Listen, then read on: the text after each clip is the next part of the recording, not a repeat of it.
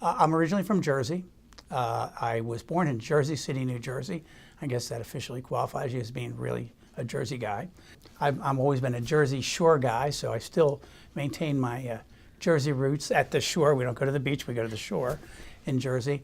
And I have 6 brothers and sisters, and everybody's still in Jersey, so I have a lot of substantial contact there.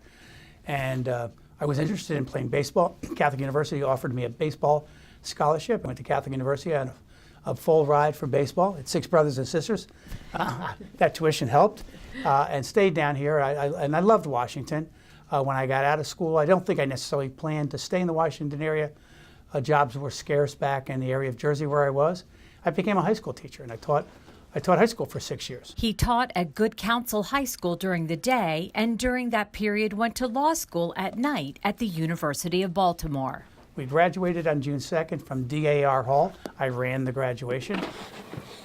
And the next day I began working for Bud Marshall in Prince George's County, who was the state's attorney over there. There's about 200 calls for service in these 4 hotels for either suspicious situations. In 1981, he came to Montgomery County to work as a public defender.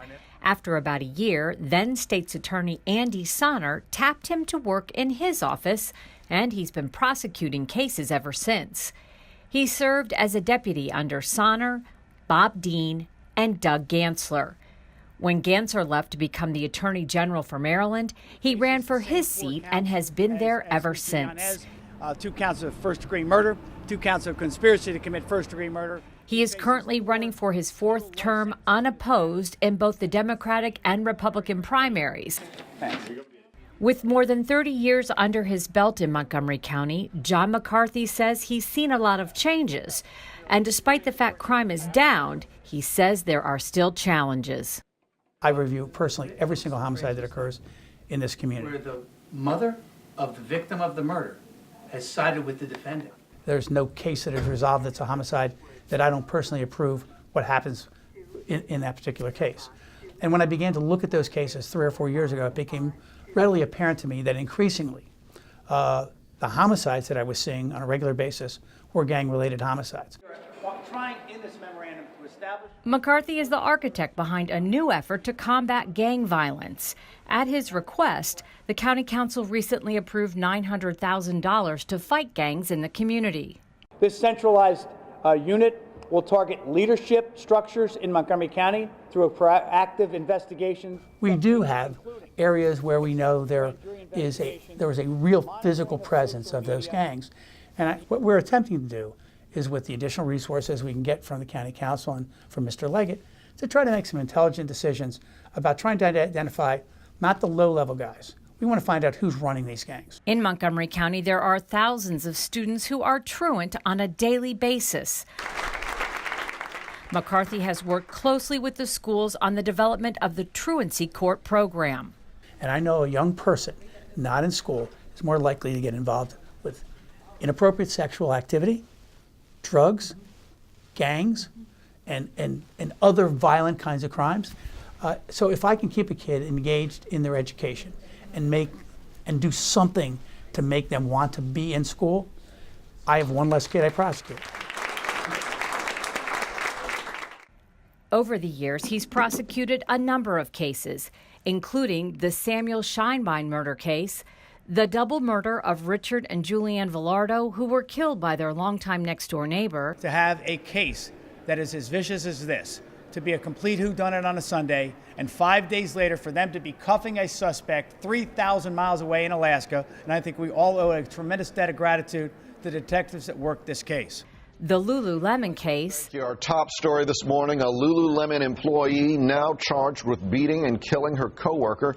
The Catherine Hoggle case. I would indicate that we join with the police department in urging all members of the public that have any information about the whereabouts of these children to contact the police.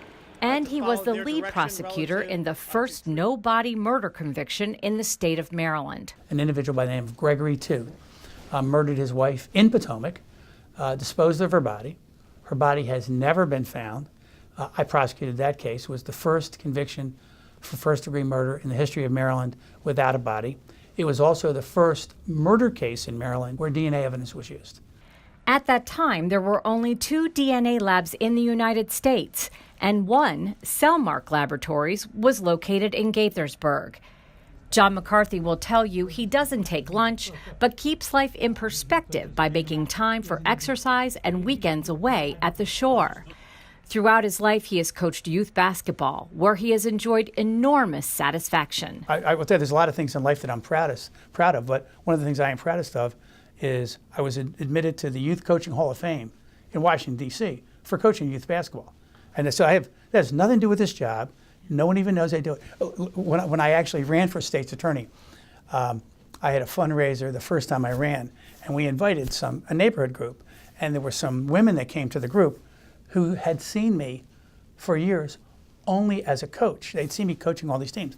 They thought I was a stay-at-home dad, didn't have a job, and I was just coaching youth basketball, and thought I was vicariously living through youth basketball. McCarthy is a big supporter of the county's drug court program. To continue your sobriety and to continue to enrich and improve your lives. And he's using resources in his office to combat the opioid crisis that's hit Montgomery County. Fire Angels, what's the address for the emergency? I think you overdosed on heroin. We have not stemmed the tide in this opiate epidemic in terms of overdoses as well as deaths. We have a program that's run out of this office called Speak Up, Save a Life. We're here because we're in crisis. People are dying at an alarming rate. We've talked to 27,000 high school kids in this county about the dangers of heroin. I'll tell you, it's a pretty candid conversation. And as the population of seniors in Montgomery County continues to grow, McCarthy sees it as his duty to make himself known by attending as many senior events as he can. Please welcome my friend, John McCarthy. I'm out with the senior community constantly. The person who's most likely to take your Social Security check, raid your bank account, maybe try to get you to redraft your will, are people that are related to you. I joke, if you're over the age of 65 and you attend anything in Montgomery County, I have met you personally because I go out, I'm always with the senior community. If you got 250,000 people over the age of 65, are you going to have an increase in people that are financially going to try to steal from that generation of people? And there are some unique challenges when you're dealing with seniors, because sometimes you have mental health challenges. We have Alzheimer's, dementia, some other things that make these cases very difficult sometimes for us to be successful. How you doing? I've had a couple of really tough months. Just over a year ago, McCarthy was diagnosed with neck cancer. He endured more than 30 cancer treatments and was cancer-free for several months. In December, he had what doctors thought was a case of pneumonia, but it turned out to be masked as something much more serious. I have stage 3 lung cancer. I've not announced that publicly to anybody. I had my right lung removed on January the 24th. I've lost 60% of my ability to breathe. I have no right lung. And I am in a full regimen of chemo at Johns Hopkins, and my next treatment and my final treatment is Tuesday. I've been in chemo treatment for months. The form of cancer I had was pretty aggressive. They said I had to do the chemo regimen if I wanted to live. So I said I would do the chemo regimen. So my initial prognosis was not great. But this setback hasn't stopped him. He's looking ahead to this year's election and the 4 years he is set to serve. But I'm going to beat this thing. Yeah, you have 4 more years to serve. You're stuck. You got an election. You are, damn it, you are stuck with me.